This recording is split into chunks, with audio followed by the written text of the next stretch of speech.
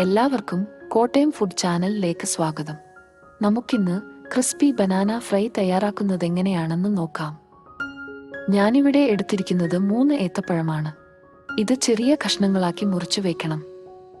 ഇനി ഒരു ബൗളിലേക്ക് 1 കപ്പ് മൈദയും 1/2 കപ്പ് കോൺഫ്ലവറും 2 ടേബിൾ സ്പൂൺ പഞ്ചസാരയും 1/2 ടീസ്പൂൺ ഉപ്പും ആവശ്യത്തിന് വെള്ളവും ഒഴിച്ച് ഒരു ദോശമാവിന്റെ കൺസിസ്റ്റൻസിയിലേക്ക് ആക്കണം.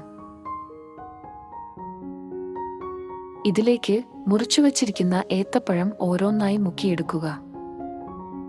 അതിനുശേഷം ഇത് ബ്രെഡ് ക്രംസിൽ നല്ലതുപോലെ ഒന്ന് പൊതിഞ്ഞെടുക്കണം.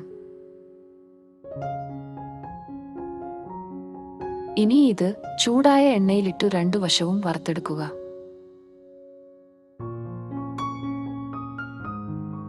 ഓരോ വശവും 2 മുതൽ 3 മിനിറ്റ് വരെ മീഡിയം തീയിൽ വറുത്തെടുക്കണം. ഇതൊരു ഗോൾഡൻ ബ്രൗൺ കളറാകുമ്പോൾ എണ്ണയിൽ നിന്ന് കോരി മാറ്റാം. വളരെ എളുപ്പത്തിൽ തയ്യാറാക്കാൻ പറ്റുന്ന crispy banana fry ready. Video ഇഷ്ടപ്പെട്ടെങ്കിൽ ദയവായി ചാനൽ സബ്സ്ക്രൈബ് ചെയ്ത് ബെൽ ഐക്കൺ കൂടെ പ്രസ് ചെയ്യുക.